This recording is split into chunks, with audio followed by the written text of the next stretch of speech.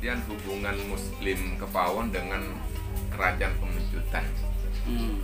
Nah itu seperti yang saya katakan tadi, seolah-olah itu merupakan sejarah dari Kampung Islam Kepawon. Itu kami diceritakan oleh orang-orang tua kami secara oral, secara dari mulut ke mulut. Jadi tidak ada kalau Mas menanyakan bahwa mana sih Pak bukunya, sulit saya katakan. Karena memang tidak ada. Tidak ada. Tahun berapa di Kepawon, sulit saya katakan juga. Karena itu saya tidak diberitahukan kepada orang-orang sebelum saya. Tapi kan bisa dilihat ini, Bapak sendiri ini keturunan berapa dari dari leluhur? Iya, kira dari bapak saya mengatakan bahwa kamu ini ke-9. Oh, ke-9. Bapak saya mengatakan begitu. Jadi bukan dari saya gitu loh.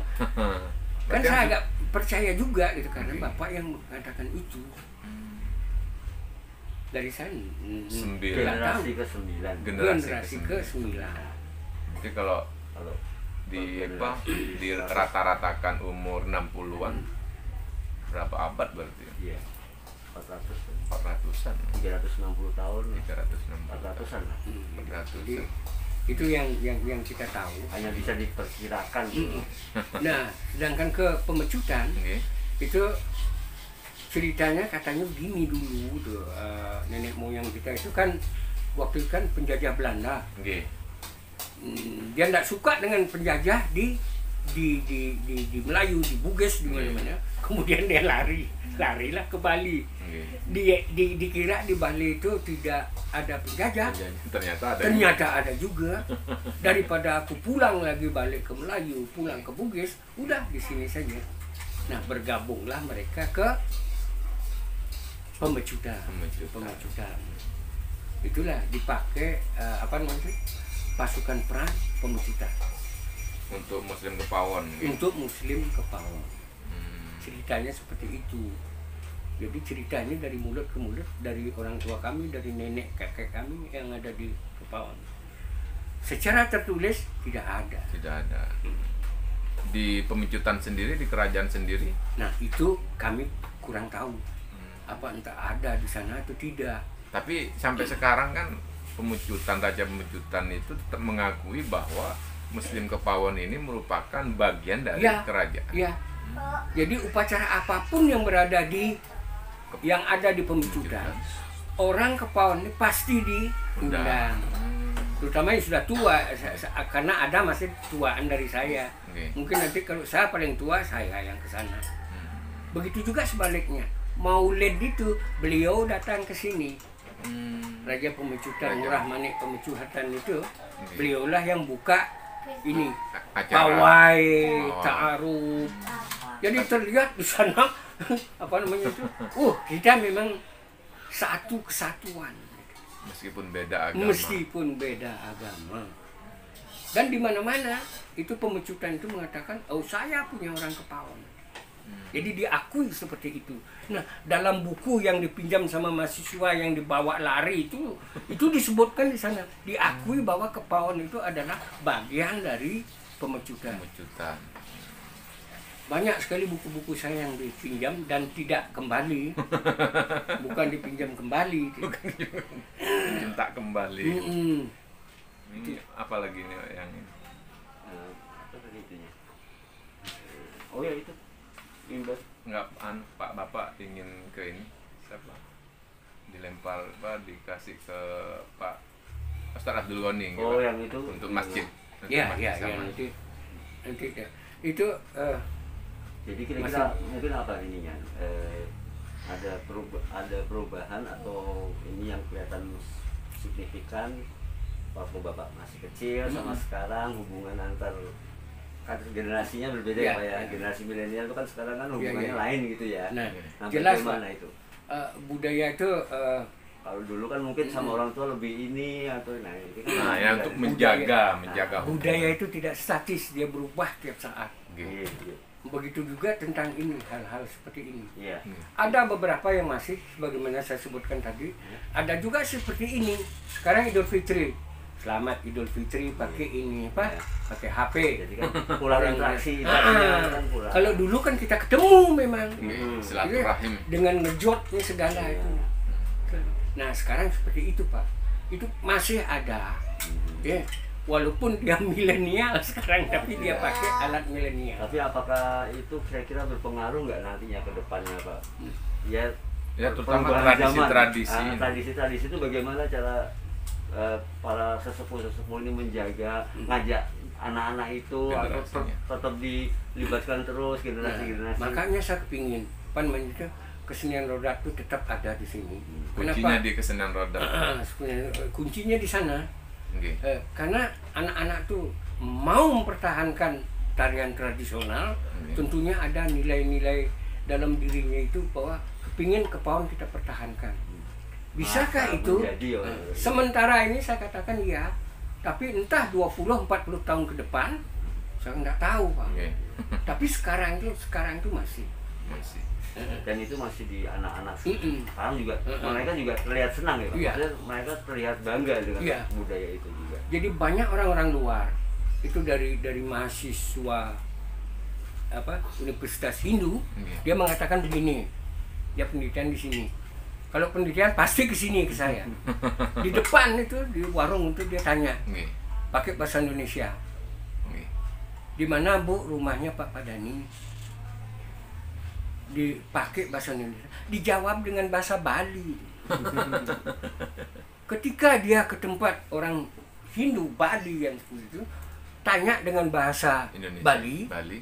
Dijawabnya dengan bahasa Indonesia Pak. Ini uniknya kepaon Pak, makanya saya ingin penelitian di sini katanya.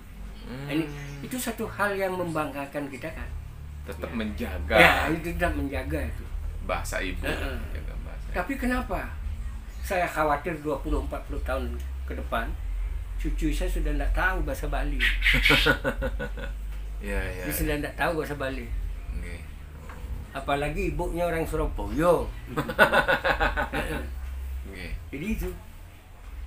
Karena satu etnis itu akan hilang ketika bahasa ibu hilang. Pelan-pelan pudar. Kalau orang Jelasnya Jawa akulturasi. sudah tidak pakai bahasa Jawanya, ya wis orang Jawa nih. Bali yang hilang rasa kebalian itu akan. Kalau ditanya, mungkinkah kita pertahankan itu sampai dengan saat ini? Ya. Masih. Tapi 20-40 tahun ke depan saya tidak berani ngomong karena budaya itu adalah sesuatu yang tidak statis, dia dinamis, berubah setiap berapa sekali. Tapi usaha itu tetap dilakukan Iya. ya Pak, usaha untuk tetap menjaga. Ada kekhawatiran saya sekarang itu tentang menggibung. Kemarin juga sudah saya sampaikan kepada Contohnya menggibung. ketika saudara-saudara dari Jawa datang ke sini, ya, saya besok ada khataman Al-Quran. Bagi yang mau bawa ini silahkan, bawalah kita ini, apa namanya itu, menggibung itu. Talam. Iya, talam itu untuk makan bersama. Tapi dari mas-mas dari Jawa itu bawa nasi kotak. Ini intervensi budaya ini sudah ada dan akulturasi budaya dimanapun akan terjadi. Tidak mungkin tidak bisa kita menghindar. Apalagi di Muslim, di Muslim biar bagaimanapun siapapun Muslim bisa mau sholat di masjid di sini silakan. Nah itu hal-hal seperti itu kita tidak bisa bendung. Makanya saya katakan sampai dengan sekarang masih. Tapi 20-40 tahun ke depan saya pun tidak akan bisa menjawabnya. Tapi optimis Pak ya. Oke. Optimis ya, tetap masih bisa bertahan Iya. kan. Ya, dengan cara kita begini kan mendokumentasikan dengan baik, kita publikasikan kemana-mana bahwa kita harus menjaga, merawat tradisi, menjunjung toleransi. Banyak yang mengatakan begini Mas. Dia sering tanya, itu kemarin saya katakan dokumentasi di Kepawon ini amburadul, tidak ada dokumentasi. Sama dengan masjid ini sudah dipugar seingat saya sampai sekarang ini 4 kali seingat saya. Dari sebelumnya 4 kali. Menurut cerita dari kakek buyut-buyut kita dulu tuh mengatakan bahwa dulu kan dari itu kelapa tuh apa namanya itu? Pelepah kelapa itu gininya masjid dari dulu. Kemudian ini renovasi seingat saya 4 kali sampai dengan sekarang. Dokumentasinya tidak ada. Coba ada ya yang dari dulu ceret. Iya. Tapi yang nyimpan nggak ada. Ada seperti apa namanya itu ciri khas Bali-nya. Pertama itu ada ciri khas Bali. Ya, kalau kita masuk ke sana itu ya ada apa namanya itu? Kuri apa namanya itu?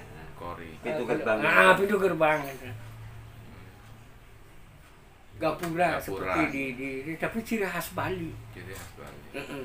Akhirnya kenapa tiba-tiba hilang? Sekarang berubah ornamennya. Sama dengan nama masjid. Nama masjid. Oh. Nama masjid kan baru aja Al-Muhajirin. Sebelumnya? Sebelumnya Masjid Jami Kepawon. Jami. Itu saya ingin pertahankan dari dulu itu.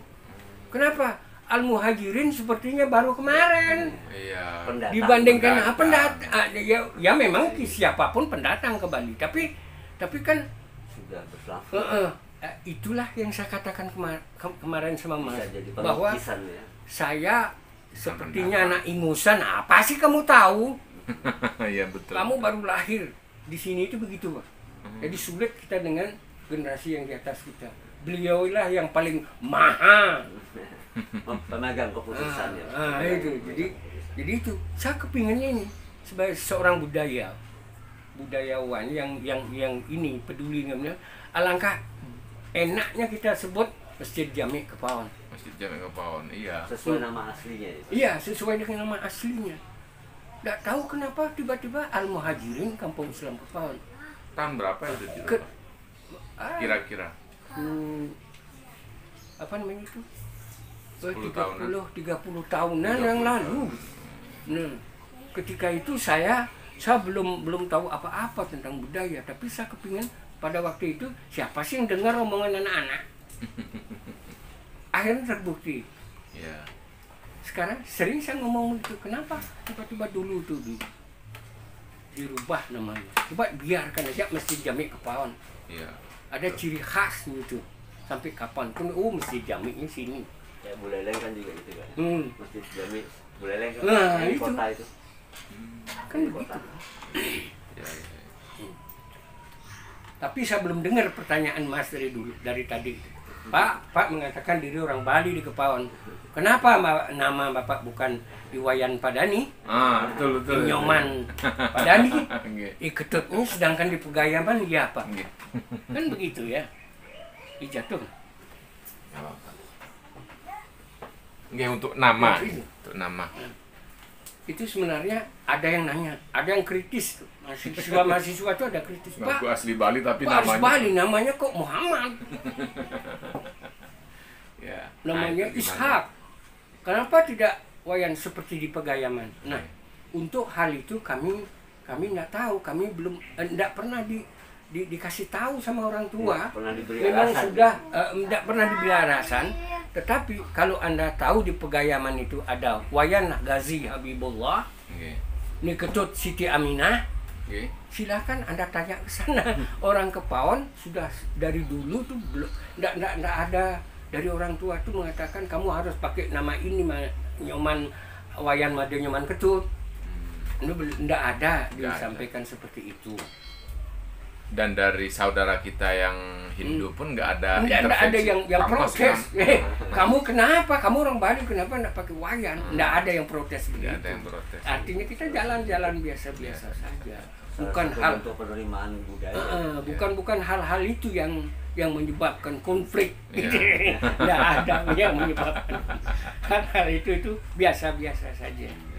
Jadi kalau ingin tahu, mungkin di Pegayaman yang lebih tahu. Ada sejarah masing-masing lah. Ada sejarah masing-masing. Atau karakter budaya yang berbeda gitu ya. Ya, betul. Mungkin ada lagi Pak. Udah, cukup saya. Cukup. Mungkin ada ini pesan barangkali. Oh ya, pesan untuk menjaga merawat tradisi. Khususnya bagi generasi muda secara umum dan khusus. Kira-kira begitu. Ya. Jadi sebagaimana kita ketahui bahwa budaya itu sesuatu yang dinamis, Nggih. berubah secepatnya itu. Mudah-mudahan nanti Kepaon tidak akan berubah secepat itu. Mungkin masih ada beberapa tahun. Jadi karena saya sangat mencintai Kepaon Iya, betul. dan kebetulan yang menggeluti bidang budaya saya sendiri. Kemudian yang lain itu tidak ada. Sama dengan apa namanya itu, kalau mereka menggeluti budaya sulit cari kerjaan. Ya, lebih baik dia jadi SPDI, SE, SA, lebih cepat dia dapat pekerjaan daripada menjadi budayawan. Antropolog ya. Nah, itu jadi begitu. Jadi mudah-mudahan juga generasi muda sekarang itu bisa mempertahankan budaya-budaya yang ada di Kepaon. Iya. Toleransi kita dengan umat beragama lainnya yang ada, khususnya Hindu di kampung Kepaon ini, tetap terjalin dengan bagus, dengan baik, dengan aman. Salah satunya menjaga tradisi. Menjaga tradisi yang ada di kampung Kepaon.